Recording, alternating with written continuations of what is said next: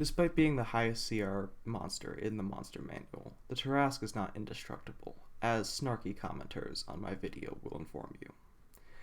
With this in mind, the writers of Mordenkainen's Tome of Foes wanted something more resilient and destructive. They created the Elder Elementals, unstoppable natural disasters with massive destructive potential. Welcome to Critically Misused, a show where we look at misunderstood aspects of D&D. On this episode, we'll be covering the Elder Elementals, as requested by Yellow and Pink. Elder Elementals are new to 5th edition, meaning we don't have a massive backlog of monster manuals, dragon magazines, and AJ Pickett videos to understand their lore.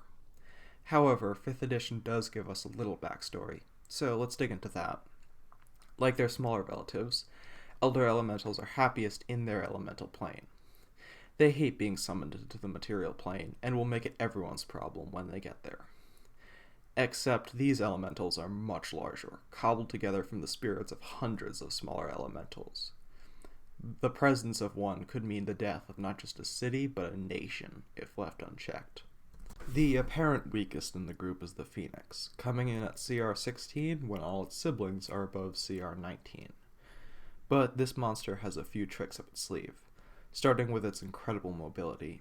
It has a maximum speed of 600 feet per round and can squeeze through gaps as small as 1 inch, all of which is made worse by the fact that everything it touches ignites.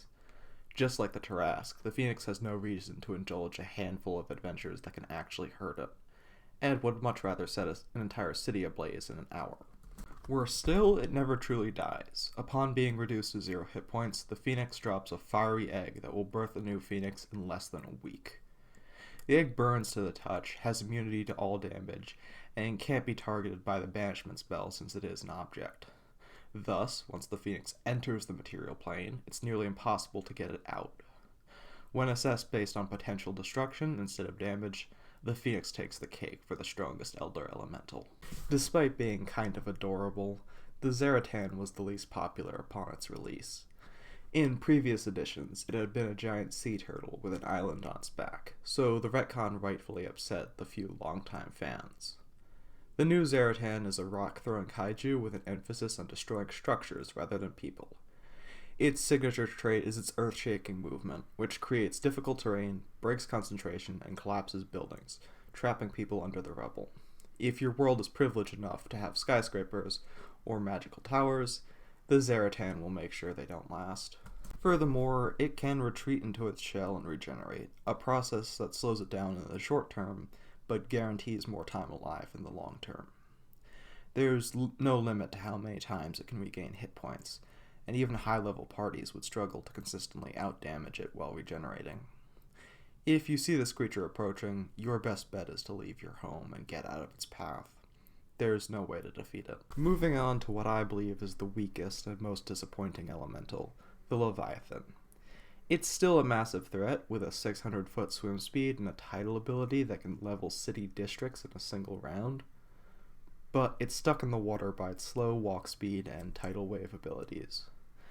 There are plenty of shipwrecking monsters in the game already, and while the Leviathan is certainly the most devastating of them, it's not anything we haven't seen before. The tidal wave move alone could wipe out an entire naval battalion, but that's unfortunately all the Leviathan has going for it. I saved the best for last. While none of these monsters are easy to kill, the Elder Tempest is the hardest by far, bordering on indestructible. It's constantly surrounded by miles of storm that weaken range attacks, an ability that pairs well with its 600-foot fly speed and gigantic range. The Tempest has the strengths of all the others combined, the mobility of the Phoenix, the defenses of the zaratan, and the blast of elemental energy that outshines the Leviathan. Catching up to this monster alone is a monumental feat, and once you've gotten there, you're throwing hands with the CR 23 monster. You'll be thrown aside by its screaming gale or stunned by its lightning storm before you can even reach it. Your only hope is to burn through its resistances and cast banishment, if your DM even allows it. The main use of these monsters is urban destruction, not boss fights. They are unstoppable natural disasters even more so than the Tarrasque. Let me make it clear to the snarky commenters that while these elementals can be defeated if they stick around, they have no reason to do so. Even the chubby zaratan has a faster base walk speed than the average player, and has no need to indulge you with your heroics when there are cities to be leveled and vengeance to be had. For the love of Eldath and all that is peaceful, don't throw these into your games without thinking about the consequences. The Elder Elementals are great in sighting moments or apocalypses, but they can kill your entire party if you're not careful. Thank you for making it to the end of this video. If you've made it this far, consider dropping a like and subscribing, and perhaps suggest a monster you'd like to see me cover in the comments below. I do read the comments and respond to most of them, so don't be shy to suggest an underrated monster. Safe travels until we meet again.